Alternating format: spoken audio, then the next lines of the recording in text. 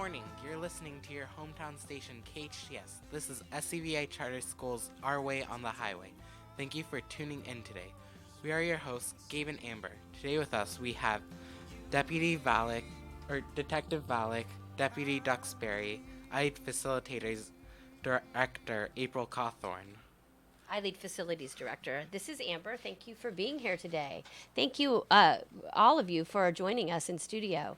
We're so excited to ask you some questions about safety and facilities, because that's your technical title. April is Facilities Director of iLEAD Schools, correct? Correct. But we're here talking about safety today. Can you talk to us a little bit about your role at the schools? Yes, my role is Facilities and Safety Director for the iLEAD schools. We work a program with our staff called ALICE. ALICE stands for Alert, Lockdown, Inform, Counter, and Evacuate. So all of our staff has been trained. We've also have a partnership with the Sheriff's Department, and they've come out and done a tour with our school and given us ideas to make our site a little bit safer. We're working now on also training our students now would be the next step for the program. That's great. How do you know how to make all that happen in schools? I think you have a long history of education, in education. Can you tell us a little bit about that? Yeah, I worked for Pinecrest Schools as the principal for 24 years, and was obviously doing all kinds of earthquake preparedness and all those kinds of things. We had a lot of high school families who were teachers who had also done active shooter training.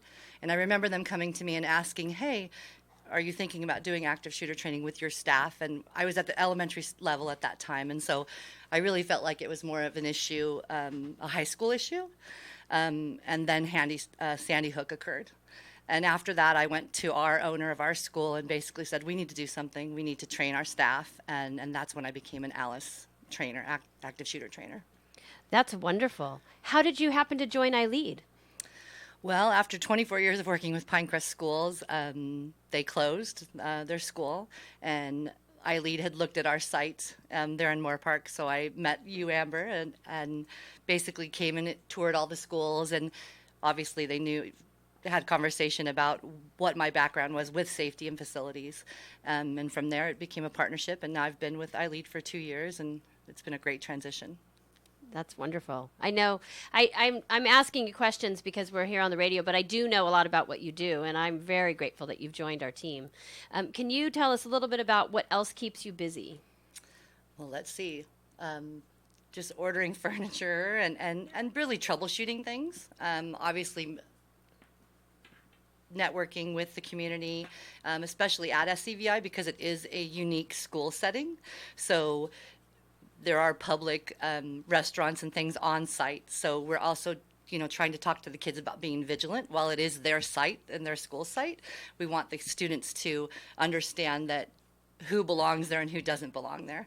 So that's a challenge sometimes to make sure that the kids understand that they also need to be vigilant with people that are in that environment. That's wonderful. You said that the school's unique, or all of the schools are unique. We have several schools in Southern California, but we're talking mostly about SCVi today, just because we're here in the hometown station that's local. Can you talk to us a little bit about what's unique? And before you answer that, let me just talk about something that I appreciate about you, which is we are iLEAD. We are a network of schools called iLEAD. And one of the things we focus on is leadership skills. And as somebody who works on the same team as you, I feel like you've brought a lot of leadership to the team. So can you talk about a little bit about what you see that's unique and how you've been able to contribute that piece?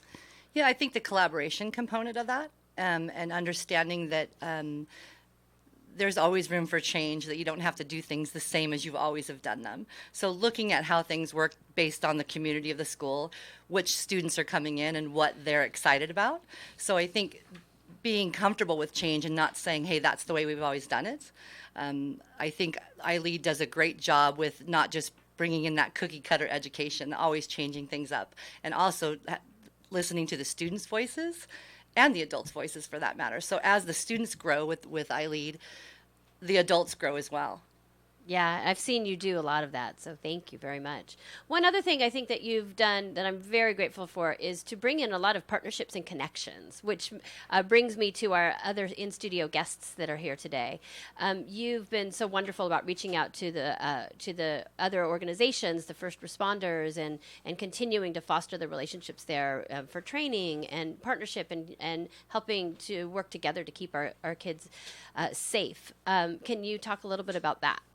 Well, I recently met with Detective Velick, but he's had a relationship with SCVi for quite a few years, with working with the drug program and coming in to speak to our students regarding that as well.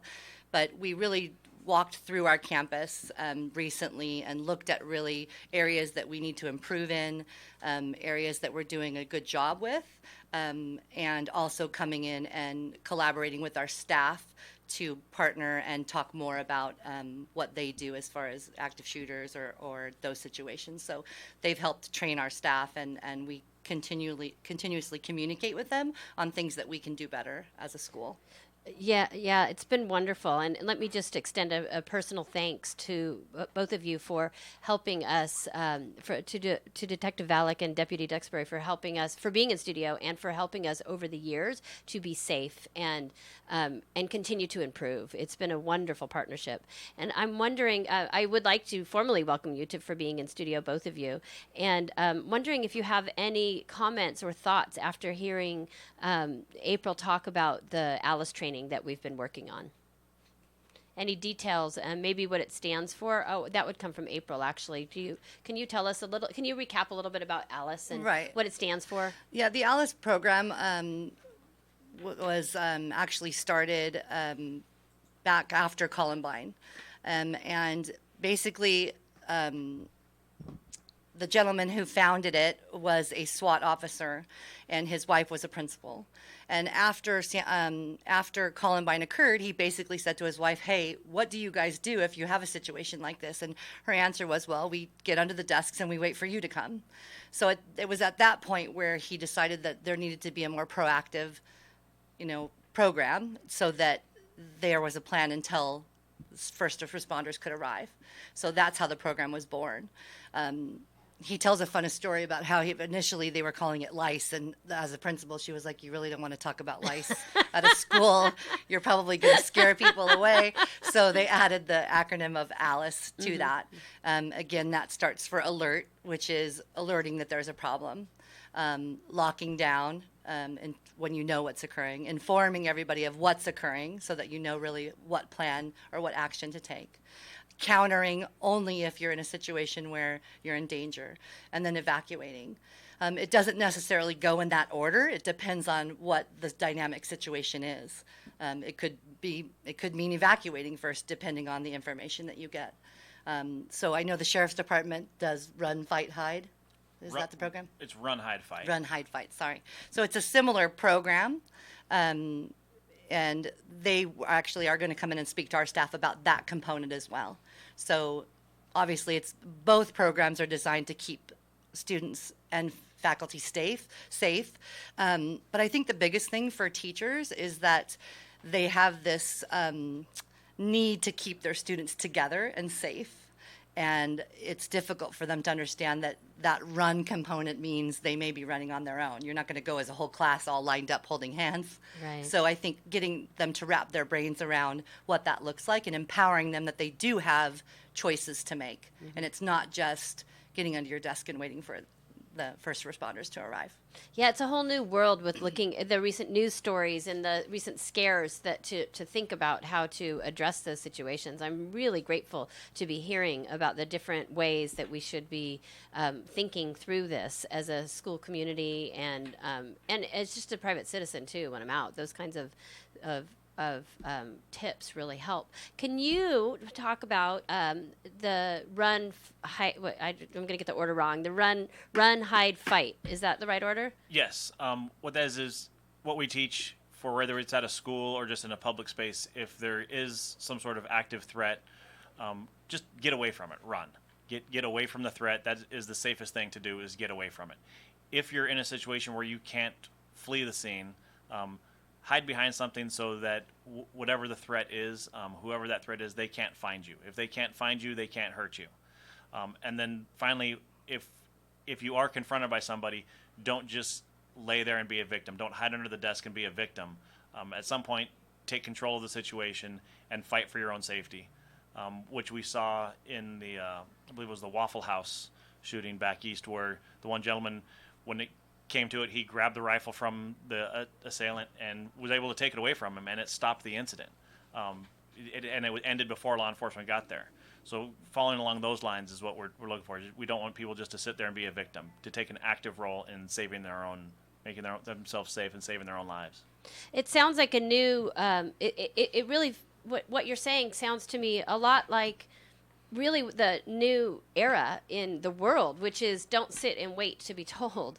You're going to have to make some tactical decisions. You're going to have to think through what needs to happen. And that's an important, I think, mindset shift from the past. Yes, it is. And that's one of the things we do when we go out and we talk to the teachers. A lot of teachers came into education to be in a classroom and take care of the children and teach them, and they don't have a tactical mind, and they never thought of it. And we're having to let them know in today's world, unfortunately, they have to be that role model. They have to think about what they're going to do in one of these horrible situations, and how are they going to protect 30 third graders, because they're the only adult in the room at the time, and it's now becoming their responsibility to think of these things. And a lot of these teachers, they did not come into teaching to think in a tactical way and to even believe that they're going to have to be in that situation. So just getting the mindset changed a little bit and getting them to think about these things. Our teachers react in a great way. They all have the ability to do it. It's just not something that they thought about. So just having those conversations and making sure that everyone is thinking about it ahead of time, so they're not making a decision without ever thinking about it.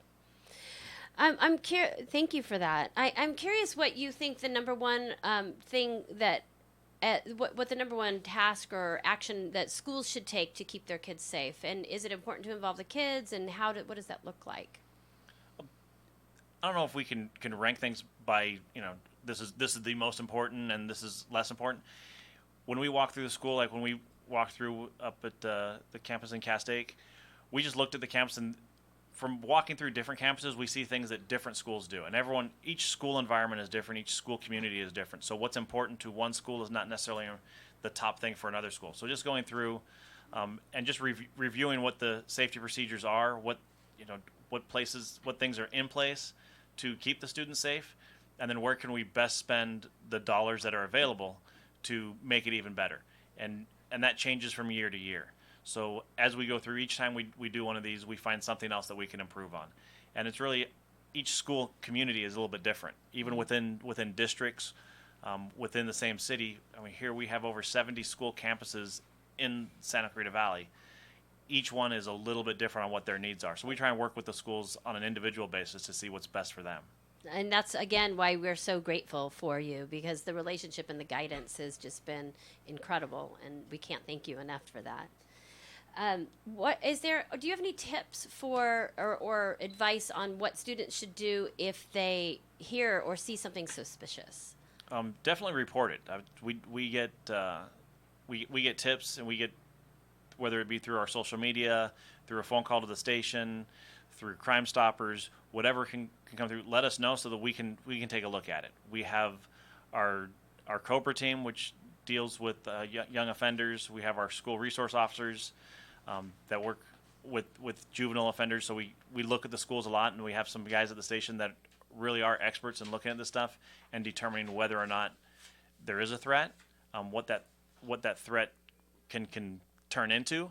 And then we have the ability to reach out to other organizations, like federal organizations, or the larger, with some of the stuff within the sheriff's department that's larger than just our station, to really look at it and see, does that threat exist, so that we can remove the threat before something happens. With 70 school campuses and the entire community, that must keep you pretty busy. Yes, it's quite a task. We have quite a few people that work on it. Yeah, I'm sure. Thank you, Deputy. Deputy Duxbury. Thank you for joining us today. Thank you for being here. We live in a world today where the internet has become a necessity. What sort of concerns do you have as a deputy about young people in the internet? That's a good question. What is so unique about the internet is you can connect with anybody anywhere around the world in a second. and you don't always know who you're talking to. So I think that's my biggest concern, especially for children, is that there are bad people out there using the internet, posing as people they are not, trying to lure children in for whatever horrific things they want to commit. So I think that's my biggest concern. What sort of trainings or advice do you have and give to the schools and to the parents to look at that? It's not really the school's responsibility to teach our kids about internet safety. It's the parents. And I've raised 3 kids myself. I have 2 girls in college now. I have a boy who's a freshman in high school. So with them, see, and here's the other thing with me too. I'm very technologically declined. The only thing I understand in life are cars pre-1980. It's got to have a V8 and a distributor cap, or I know nothing about it. But that's just me. I'm just not interested in that kind of stuff. But as my kids grew up and I watched them come into this world of smartphones and the internet and Facebook and Twitter and MySpace, his space, her space, all these different things, I knew I was going to have to at least familiarize myself with it to know what's out there and what's going on. So I think every parent needs to do that. And with that, there's the whole thing about privacy. Well, your kids really don't have any rights to privacy other than in the bathroom. So you have to groom them in the internet at a young age, because unlike us, they're born into it. It's there already. So really, you have to monitor your kids. You have to teach them about the internet, teach them how to be safe, teach them how to use it properly, teach them how to keep themselves discreet. And you groom them as they get older. And as they become teenagers, then maybe you give them a little more freedom and a little more privacy with what they do on the internet. That makes a lot of sense. Can you talk to us, for a question for both of you? Can you, to my earlier question, you must be really busy with all these schools and all of the things we're talking about today, and so many other things that we're not talking about today. Can you tell us what a day in the life of a deputy is like? Well, for me, because I'm still one of the patrol guys, just a grunt in the trenches, you just never know what you're going to get. Every day is different. And I personally love the job. It's the best job I've ever had. I like being out there. I like, helping to get bad people off the streets and help people in need, and, be that deterrent, hopefully, when I'm out there, that people see me and they think twice about doing silly things. That's what I enjoy about it. I, for one, feel very safe. So I love living in Santa Clarita, and what you two do and everybody else in your department do on a daily basis is a huge, huge part of that. So I just, again, want to extend a thank you to that. And I'm curious a little bit more about teenagers online. Like, what would you, if you had a teenager, well, you do have a teenager here in front of you, what would you specifically say to him to consider now that he's probably old enough to go online without supervision? Right. And I'll share a quick story with you, if I can, of a case that I actually had to handle, where this 15-year-old girl, somebody hacked her Facebook account. They posted pictures of a woman nude from the neck down and sent that to all her friends saying, hey, this is me. And of course, her parents were very upset. She was very upset. They wanted me to play Columbo and find this guy like now. And when I asked this young lady, how many friends do you have on Facebook? I'm not exaggerating. She said 800. When I asked her, how many of them do you physically know? She said 10. Wow. So with that, my best advice when you're on the internet, especially with these social media sites, don't friend or associate with anybody you don't physically know. If you do want to do some kind of interest thing, like I've seen people get on Facebook because they want to do like a political interest or some kind of hobby interest or something like that, then you should really have a completely separate account, use a different name, something like that, if you're going to be communicating with strangers, about specific interests. But I think that's the biggest thing. And if something doesn't feel right, you need to tell someone right away. And that's mostly for the younger kids. If somebody's trying to contact them online and it just doesn't feel right, they should tell their parents right away. For someone older like yourself, you have the ability to just say, okay, this was not right. Just, delete, don't contact this person anymore. And if it persists, if you feel like it is almost a harassing or a stalking or a threatening type of thing, then you give us a call. And we'll look into it. And I think your presence here today speaks to the fact that it is a crime And so, There are some internet crimes. The thing about the internet, it moved so quickly once it got started that the lawmakers had to play catch up to catch up with these different types of internet crimes. So, a good example is terrorist threats, as we call them, these kids that are threatening to shoot up schools and stuff like that. A lot of people think because they didn't have the ability to carry it out, it didn't count. No. I want to It's hear more still about a that crime. when we come back from our next break. Okay. So we're going to go into a commercial break now. You're listening to your hometown station, KHTS. This is Amber and Gabe with SCVi Charter Schools, Our Way on the Highway. Please be sure to stay tuned to talk more about internet safety for adults and students and kids when we come back. Santa Clarita Philharmonic has begun its season of free concerts. The SCP is a non-profit community-based volunteer symphony orchestra comprised of local musicians from throughout the Santa Clarita Valley who are dedicated to providing quality classical music for the residents of the Santa Clarita Valley. Like the Santa Clarita Philharmonic on Facebook or visit santaclaritaphilharmonic.org for more information.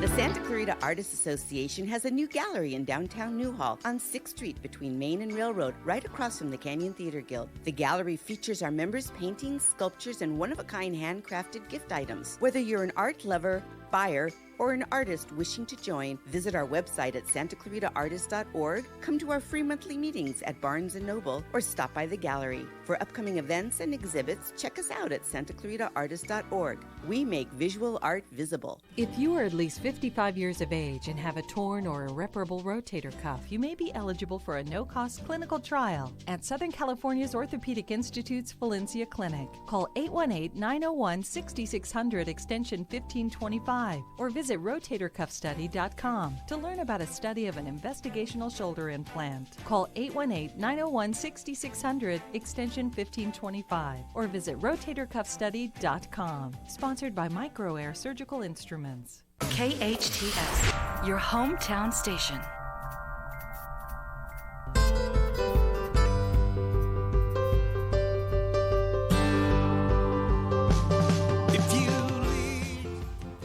Welcome back. This is Amber and Gabe in studio, and you're listening to KHTS on SCVi's Our Way on the Highway. Thanks for staying with us. Again, we have in studio Detective Valek and Deputy Drexbury and April Cothran, Facilities and Safety Director at iLEAD Schools.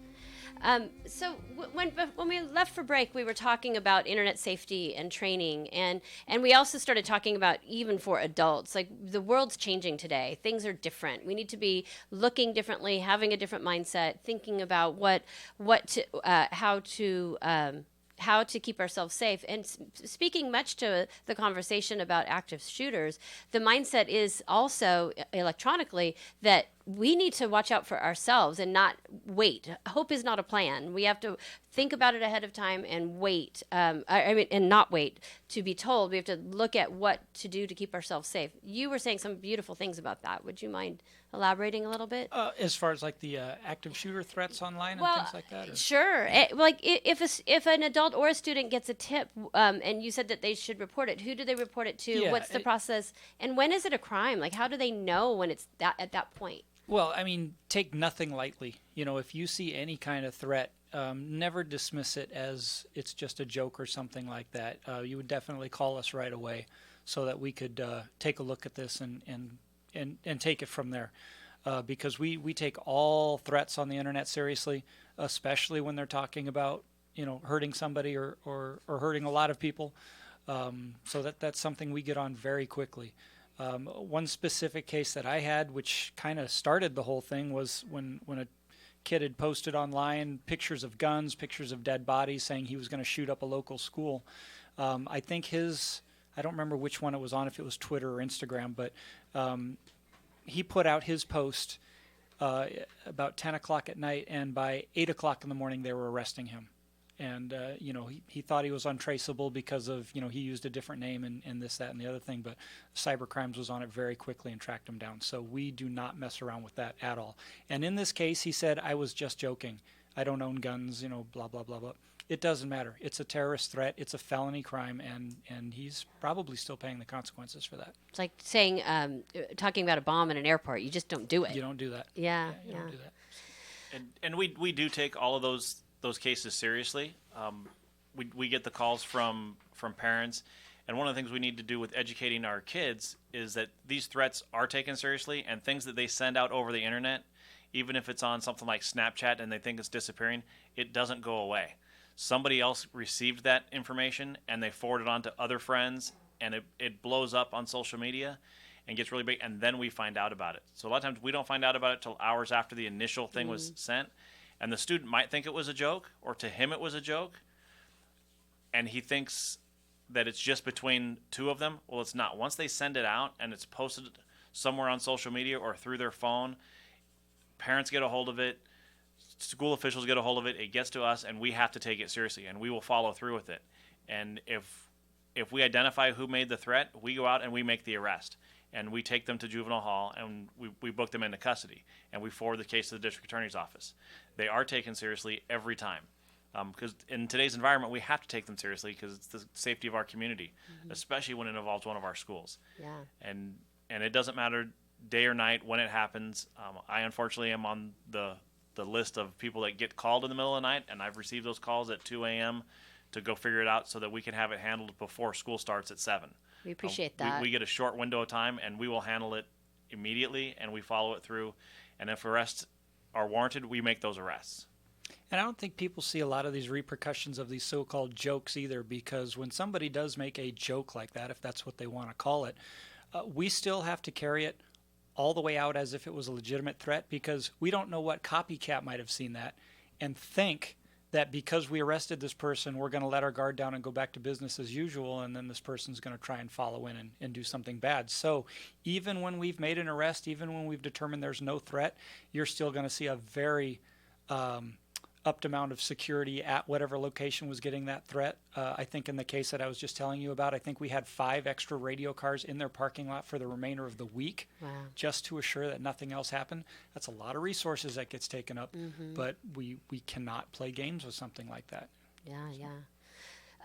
You mentioned a cybercrimes unit. Do we have a cybercrimes unit in Santa Clarita? The cybercrimes unit itself is run out of our headquarters, so there's a county-wide cybercrimes that's specific cybercrimes. So they'll come out if it warrants that our cybercrime unit handle it. Otherwise, different detectives at the station will handle some of our lower level stuff that's not as big, and then the cybercrimes unit is a resource for our local detectives to reach out to get the specialty knowledge that they have in finding an IP address and really finding out exactly what computer that came from. That makes a lot of sense because the internet it would be everywhere, much bigger than even just our county, and it lasts forever. When you put something on the internet, it never goes away. And I'm curious what you've gleaned here in Santa Clarita about different platforms. You talked about Facebook earlier, and then you just mentioned Snapchat. Is there one that's more dangerous than the other? Is there one? How does that work with the different platforms, and then the new ones that come out, which we were talking about before the break? The platforms change on a regular basis. People are constantly writing new platforms, and the kids pick up the new ones because as soon as mom and dad find out about one platform, that's no longer cool to use that one because my mom and dad use it, so I can't. So they're constantly changing, and that's why our cybercrimes unit, they keep up with it, and they're really the experts, and they're, like I say, a county-wide team that our local resources can reach out to when we need that expertise. It's comforting to know that they're there for you because I can't keep up with it either. And I'm pretty tech savvy, but still my kids are way ahead of me all the time. So watching them, and as a tech savvy mom, I'm still struggling to keep up with watching what they're signed into, what they're using. And my kids do have Snapchat, which was a big thing in our house when we decided to go there because we knew it had been used for evil in the beginning, and so now then we had to talk about, well, are we going to, as it's changing, are we okay with that? Do you have any advice for parents around that kind of monitoring? Yeah, just that, like I was talking about before, grooming them, you know, because again, they were born into it, you know, and just grooming them along the way.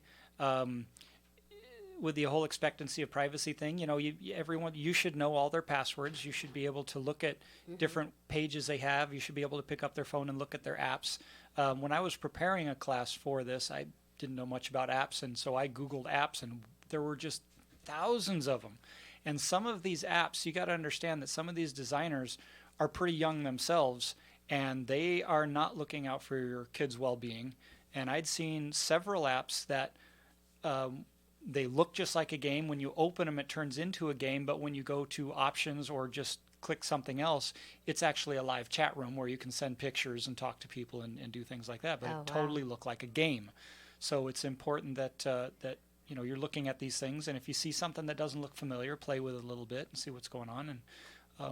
And like I said, as they get older, as if they've demonstrated that they can be responsible with these things, well, then you give them a little more leeway. Yeah, that makes a lot of sense. I wonder if you would be willing to partner with us to offer a class to parents for internet safety.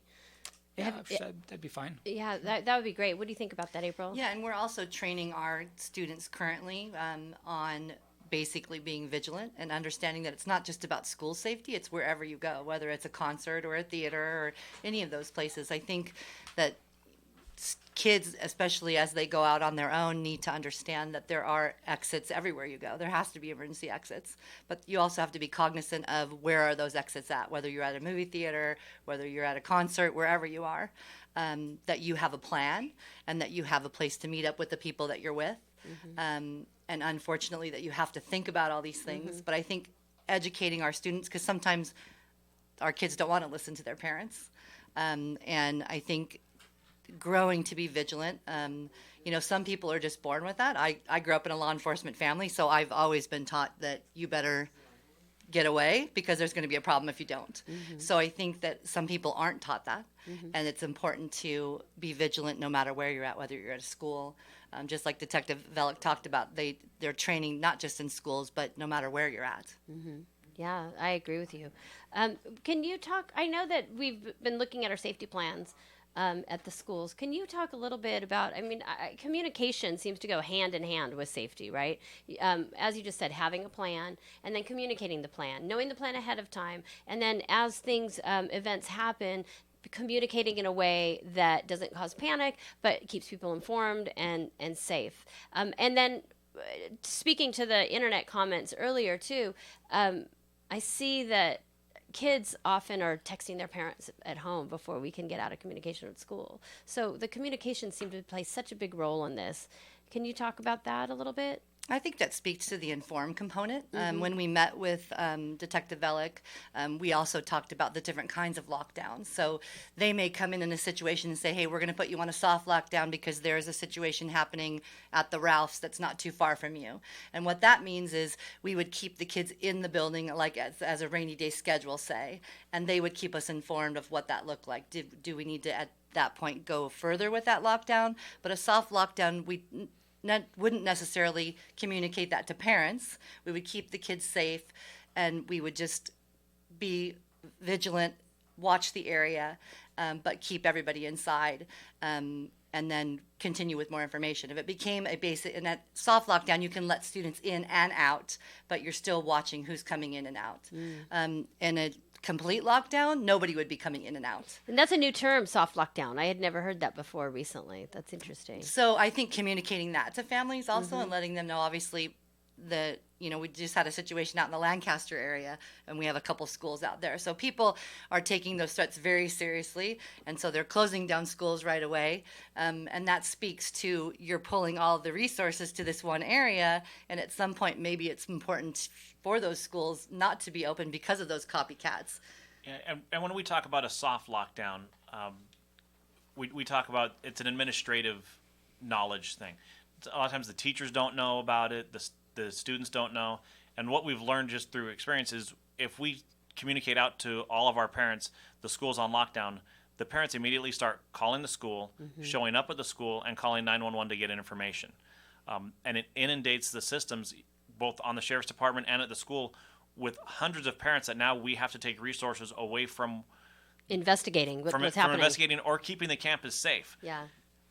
When we have too many people show up, now we've added another issue to already strained resources, because we're trying to put our resources where they're best needed. And we understand that the parents are nervous when an incident happens, what our soft lockdown is there isn't an incident on campus. There isn't an active threat on campus. We're just going, well, the threat, there's a threat somewhere, or we think there might be something, so we're just being a little more hyper-vigilant at the moment. We try and get a deputy to the school so they can be in direct communication with us during those soft lockdown situations, so that we're pre-staging our resources before something does happen. And that's, I think, where the parents and some of the teachers get nervous, or like, well, you're putting us on soft lockdown because you think something's wrong. We're just getting ready for it. It's similar to when we have our red flag warnings and the fire department pre-stages a whole bunch of units out here. There's no fire, but they're getting ready for it. And that's what our soft lockdown is. Administration and law enforcement, we're getting ready just in case something happens, because something's happening in the community that gives us a little more of a threat than just a normal day. That makes a lot of sense. Right, and we're learning that administratively, especially with having high school students, is they need to sometimes have more information, because the less information we give to them, the more they're texting whatever they're making up in their head, really. Mm-hmm. So it's kind of a catch-22, because you want to be really careful of what you say, especially if you don't have a lot of information. But you also want to make sure that they're aware that they're safe, and this is just a precaution.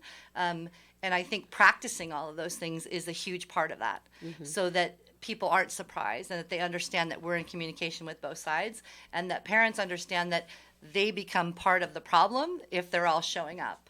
So we're trying to communicate with our parents that in these situations that we would have a reunification area that was separate from our site if there was an issue, so that law enforcement can continue to do their job, and then we can continue to update the parents, but they're still feeling like they're with staff, and the kids aren't looking out the windows watching them wait for them, because that just makes the kids more nervous and the teachers. That makes a lot of sense. When you did the Alice training earlier this year, what was the reaction of the community? What was it? How did they receive that? You get different reaction from all different staff. Some are very scared. Some feel really empowered. It really starts to make you think about what your options are. What are you going to do? When I initially took the training, one of the training officers said, if I was a teacher, I would have a perpetual canned food drive and have cans of olives in my classroom, because they're small enough for kids to wrap their hands around and really throw at someone to injure them. Another officer I worked with said, or maybe even Vienna sausage, then you have an earthquake kit and an active shooter kit. That's some creative thinking. That's some creative thinking. And that speaks to how things do evolve. How have things evolved over the years? What have you seen in the past to now? I mean, we're talking about it today, but I'm curious to hear just a little bit more about what it used to be like. I'm not sure how long the two of you have been on duty, but it's interesting to think about how we've evolved. As far as our training and how we respond to these incidents, Yeah. Well, we saw when Columbine, which was kind of a kickoff point for our training and the way things have been looked at. In the past, law enforcement, we would show up and we would wait for more of us to get there. If there was something dangerous, we showed up, and maybe when Columbine happened, I believe they kind of cordoned off the school, and they were waiting for their SWAT team to come in, because the regular patrol guys weren't trained to go in. So they follow their policies, because that was just the old way of doing things. And then we saw that we can't do that. So then training was, we just rush in.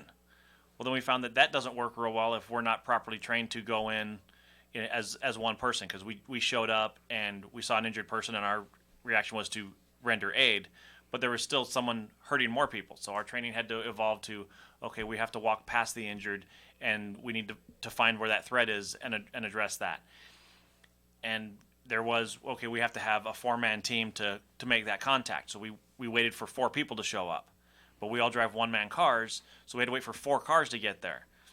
And now it's, well, we can't wait for that. Now so it's constantly changing based on how these incidents happen. And unfortunately, people learn from how we respond. So then the next person, they know what we do, or they see what we do, so then they respond different. So the training constantly changes. I know I'm going to some training next month, or actually in July over the summer while our schools are closed, for single-man responses to an active threat, which is kind of a new training that it was training I did a long time ago, and then we went to team contacts, and now we're going back to single-man contacts.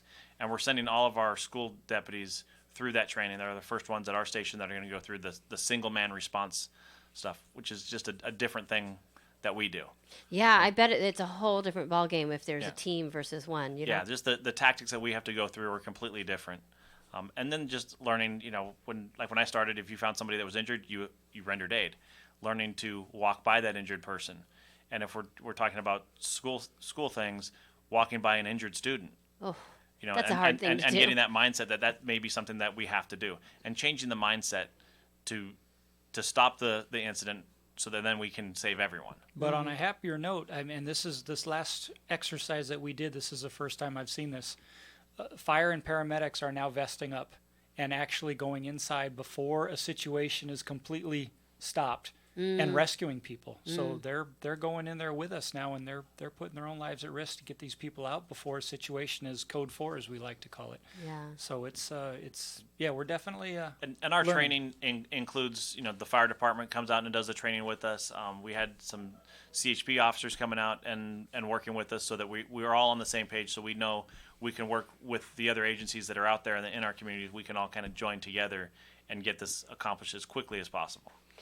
Well, once again, thank you for keeping us safe. Thank you for helping train us and get prepared for what we know is an inevitable situation. Maybe not on our campus, but somewhere. And the more we talk about it, and the more we're prepared, we all know the better, safer we'll be. And I appreciate your continuing education internally to change and iterate as the times change to figure out what's the best way to go. It's really comforting to hear you talk about what's happening. We're going to go to our next commercial break. You're listening to KHTS, our hometown station. This is Amber and Gabe from SCVi's Our Way on the Highway, and we'll be right back. Please stay tuned while we talk about things coming up on the campus of SCVi before the end of the school year. You think we're winding down, and we're not. Can't wait to tell you about it. We all rely on strong infrastructure to get us to our destination safely and on time. Bad roads, potholes, and crumbling infrastructure don't just impact our everyday travel on the road, they impact our economy. The professional trucking industry supports a smart, cost-effective infrastructure plan that will make our roads and bridges safer so truck drivers can do their job and do it safely, contributing $739 billion a year to America's economy. Learn more about Trucking Moves America Forward at truckingmovesamerica.com. Finding the right lawyer can be a challenge, but in Santa Clarita, there's no need to search when there's Hacker Law Group, Santa Clarita's premier litigation firm. Jeffrey Hacker has represented celebrities, financial institutions, accident victims, real estate developers, realtors, contractors, businesses, nonprofit organizations, and other individuals and companies with their legal challenges. Mr. Hacker is one of Santa Clarita's leaders, consistently listed as one of our most influential. When everything is on the line and you need legal counseling, visit hackerlawgroup.com. Our trash has got to go somewhere, and Chiquita Canyon Landfill is helping make the Santa Clarita Valley a little greener. Our local landfill creates clean energy from our waste disposal to power 10,000 homes each year. With their 9.2 megawatt clean energy facility harnessing the landfill's methane gas, you can feel good that the waste from your home in the SCV is helping create a clean energy source. Chiquita Canyon Landfill is our partner in sustainable living. Chiquita Canyon is helping lead the way to a greener future.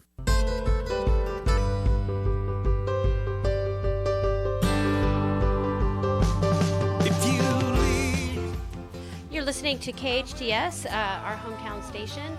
Our Way on the Highway is the name of our show, SCVi Charters radio show with students and staff. Welcome. In studio, just joining us is Sarah Brown, who is our outreach director for iLEAD Schools and SCVi, and I think she wants to turn the tables on me and ask some questions of me. This is Amber Raskin talking, founder and CEO of iLEAD Schools and SCVi. Thank you so much for giving me this opportunity. I know everyone loves to hear what's going on, what's coming up. So I've been looking at the school calendar. We're winding down, right? We're coming to the end of the school year. There's 3 or 4 weeks left. And boy, that calendar doesn't show that. Yeah, a decade ago when I started working in schools, I thought, yeah, the end of the year, you're tired, you want to wind down, you want to relax. And oh my gosh, is that not true? Between activities that are coming up and graduations that are constantly happening, it is a pretty crazy time. Gabe, do you feel that way as well? Is it getting very busy for you right now? It's getting pretty busy. We're having finals this year from what I've heard, so that's going to be fun. And we have the senior retreat to look forward to, and the Sound of Music is coming up. Do you want to tell us about that? Well, what I know is it's coming up this weekend. My daughter used to be a big staple in the theater department, but she graduated this year, so or last year. So this year she is back. I think she's looking forward to attending and watching.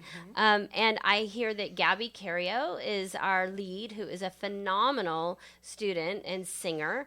And she's headed off to NYU in the fall in the Tisch drama program there. I'm very excited for her. Wow, that's a really competitive program. That's amazing that Gabby is going to be that. That's going to be a great show. Yeah, it is amazing, and she's amazing. And I highly recommend community members, even if you're not connected to the school, coming to see the show.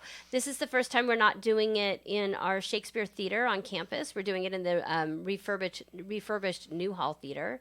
I'm excited to see that space and to have the kids be in a different venue, which is a great part of acting training. I love that the school is going to be using the Newhall Family Theater for this production. Because I work there, I know a little bit of the background. I know that the productions have been so successful. They've been selling out 5 shows, and not everybody who wanted to go had an opportunity to go see the play at SCVi, because our theater is about 250 seats. So that had a little something to do with moving to the Newhall Family Theater, because it's a larger venue and we could sell enough tickets for everybody who wanted to go. But I also love that this is a new community-wide venture, this Newhall Family Theater, and that fits so hand in hand with SCVi being a part of the community. This is only the second outside production that they're having at the Newhall Theater. So what an SCVi honor. is helping to kick that off. I think that's fantastic. That's amazing. So the shows are Friday night at 7, Saturday at 2, and Saturday night at 7. You can get your tickets at the box office, or you could go to iLEADSantaClarita.org, our website, and there will be a link there where you can purchase tickets as well. That's fabulous. How exciting. So, Gabe, you mentioned senior retreat, and you're not a senior. I am not. I am in 9th grade. Okay. But I've heard a lot of amazing things about it, and that it's going to be spectacular. That it is a SCVi exclusive thing. How cool. Could you tell us a little bit more about that, Ms. Raskin? Well, my daughter went on the senior retreat last year. It was the first one. It's something we've been wanting to add. We've only had a few graduating classes, so we've only had seniors for a few years. And last year was the first year we were able to add it, and now it's, of course, an annual event. They take some time to go into the mountains, to work together on getting to know themselves, reflecting on their journey over the past 4 years or 13 years, if you include all of the years of school, and to think about what their next step in life is. And it really is an SCVi signature event, because it's right up our alley. Lots of reflection, lots of intention, lots of considering who you're going to be, who have you been, and who are you going to be in this next phase. And I know my daughter really enjoyed it, and we really worked to get all of the seniors there. We are always looking for sponsors. There is a cost to it, and we love help with that, but we work hard to get every one of our seniors there. It's as important as prom or grad night or all of the other culminating activities that happen with seniors. It sounds more important the way you describe it. That's I believe something so. as an adult we should do every once in a while. I believe to so. Start your adulthood like that. That's great. I believe that, because as an adult, that to me, I look back on the journey, but as teenagers, I think prom is pretty important too. So we work to honor both, But speaking to the adult, as an adult doing that, we do a staff retreat every year with all of our employees across all of our schools for the same reason. So we do honor and value that reflection time and retreat time very much. Fantastic. I also, because we're running out of time, I'm going to skip ahead here. You guys have an annual event that your 8th grade does coming up. Can you tell us what that's all about? Yeah, that happened organically a few years ago, about 5 years ago. Also, that we added a Living History Day because kids were doing a Civil War unit and they needed to learn about the Civil War. And one of our teachers was a reenactor, and they said, "We want to do that." So thus was born the Civil War Living History Day. And they do talk about the battle, but we all know that the era of the Civil War is so much more than just the war. So they create stations, just like they do at the Renaissance Fair. The Renaissance Fair in Irwindale. They have stations where the kids get to choose what they're going to study and present, and they open it up to the community to come on a rotating schedule throughout the day. And they have Abraham Lincoln who does the Gettysburg Address. It's an amazing day, and I highly recommend you all come June 6th.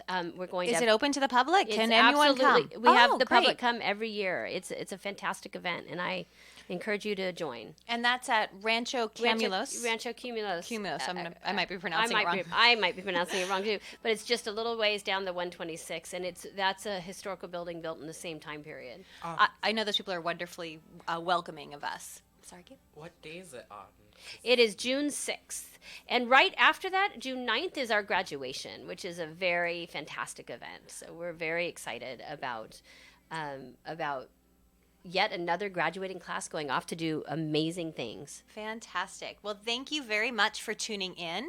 You are listening to SCVi Charter Schools, Our Way on the Highway, on KHTS, your hometown station.